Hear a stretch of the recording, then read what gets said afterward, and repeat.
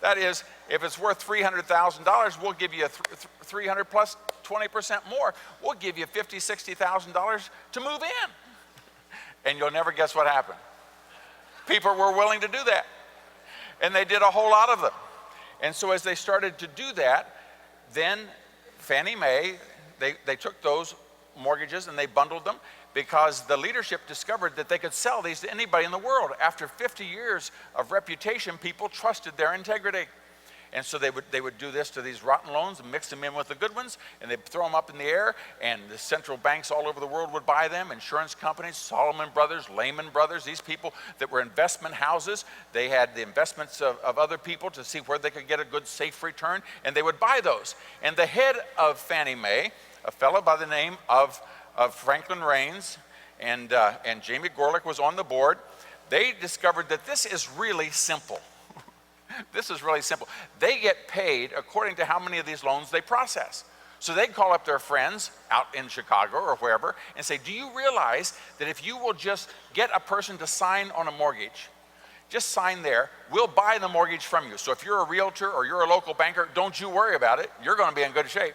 What we're going to do is we're going to buy that loan from you. We'll bundle it, and anything we throw in the air, people keep buying it.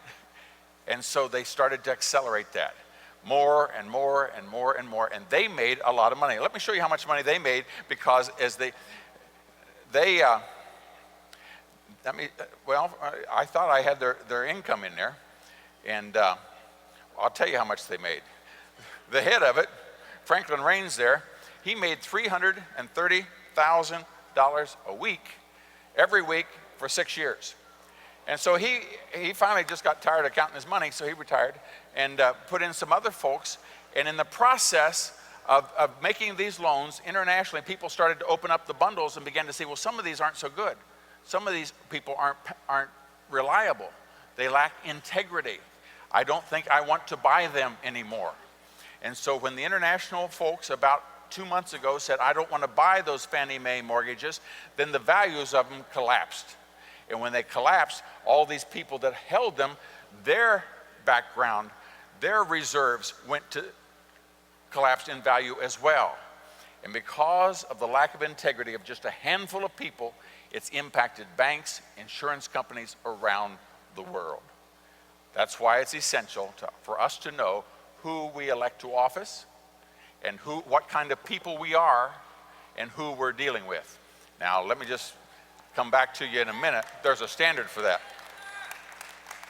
So when this, in 2003, as this was getting out of hand, President Bush proposed a new oversight committee, but there was a reluctance to do it, because look what they would say about it. They said that I don't see much other than the weakening of the bargaining power of the poor families in affordable housing. So what they said, that when you we don't want to be making loans to people that can't pay, they said Mr. Bush doesn't care about the poor. And so they began to stop it. Well, as I mentioned, Mr. Raines made a fair amount of money. Mr. Gorelick was Assistant Attorney General under Bill Clinton, and Congress then responded by saying in the local sector that those people would be held responsible. Now the government has to begin behaving as well, and they failed to do it. OMB investigation finds that there were fraudulent bookkeeping at Fannie Mae, false numbers triggered the executive bonuses every year because they always wanted to make more money. And there were no hearings because there was an effort to clean it up, but the members of Congress wouldn't let it, because this Fannie Mae was passing money around to a lot of folks. And who was getting most of the money? That's really quite interesting who it went to. It went to the chairman of the committee. The chairman of the committee was the #1 recipient out of 535 members, but look at what a fellow that had only been there for 3 years was #2 out of the 535 members as to how much he received from his friends at Fannie Mae. The chairman of the Finance Committee from New York, and these were the 4 people that prevented the bill from moving, and just coincidentally, there were the 4 that also had benefited so much. So in 2005, some of the folks were asked to leave, but they didn't go to jail. They just took their money and left, and a fellow by the name of John McCain said that something has to be done. Congress does not act, the American taxpayer will continue to be exposed to these enormous risks by Fannie Mae and Freddie Mac. They pose a housing market, the overall financial system, and the economy as a whole is at stake. But nevertheless, there was nothing that was done. Then, as the lack of confidence in the system began to collapse, we now are left with the position of who's going to pick it up. We now are left in the position of who's going to clean up that mess, and that's where governments come in, and theoretically, the government the taxpayer is now going to promise to keep the system afloat and make good on some of those loans. Therefore, it gets back to the very question as to who do we trust with our money, and that gets back to my economics part that many of you are familiar with, but let me just explain it very simply.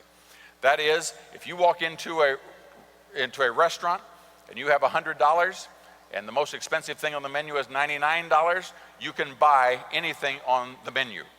However, if someone takes 25% of it away from you and leaves you with 75, then you cannot, your choices are limited. And Thomas Jefferson said freedom is having choices, so you have less freedom. Every teenager understands this, is told to be home by 9 o'clock or whatever. So you have fewer choices, less freedom, and a lower standard of living. Whoever takes money away from you, if they take 50%, you have even fewer choices. They take 75%, leave you with 25, you have even fewer choices. And of course, as we've said, if a person takes all the money away from you and you're left with absolutely nothing, that person is then called a slave. Now that is a decision that we face at election time every year, because there are only two people that can take money away from us. One is called a criminal, has a gun, can come up and take money away from you, and the other is called the government. It has a gun and can come up and take money away from you. And the impact is the same. I tell you what, gang, if you just leave that chart up there, that'd be good. The impact is the same. So you show me on that chart what percentage of the gross domestic product of any country or the income of any person is taken away from them, and very simply, the principle applies that the greater the freedom, the greater the wealth. But the greater the government, or the greater the theft, the greater the poverty. Now, once you know that principle, you can go any place that you want. You can make any rich place poor. When I was growing up, Detroit was the richest city in America. And they elected people to office and said, we can put a stop to that. And so now, out of the 65 largest cities in America, it's the poorest. This city right here in Cincinnati was one of the most beautiful, wealthy cities in the world just 20 years ago. It's now the third poorest city in income in America. By making decisions as to who we have run our city, who runs our province, who runs our state, who runs our country, you can make a rich place poor or a poor place rich. In Venezuela recently, the president of Venezuela has gone about taking things.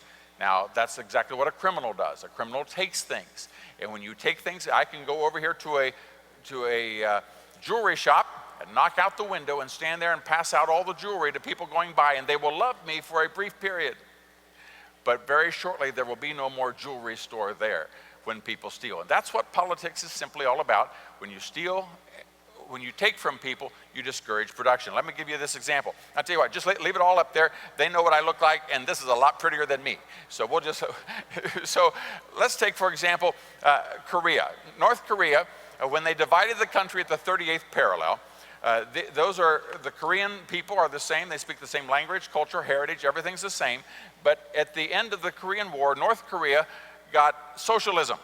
Now, socialism sounds good. That is, that everything's going to be free. So North Korea got free health care, and it got free housing, and it got free all the things, education, theoretically. But it has to come from someone. Somebody has to produce something. And if a person works and then isn't allowed to keep it, he no longer works. So when people steal from other people, they then become poorer. And that environment of integrity, my son-in-law got a job with DeWalt when he married my daughter, and they took off to their first little job down in McAllen, Texas, and just across the border into Mexico was the DeWalt plant. And on his very first day, they move in, and on his very first day, he goes to work, and on the way back, the police stop him and pull him over and explain to him that they want $600. And he says, I'm a college student, I just graduated, I got some loans I can pay, but I don't have cash. And he said, well, but you're an American, you've got an ATM card. He said, no, I just got here yesterday. I have no bank account, I have no ATM card, I have nothing. There's nothing I can give you.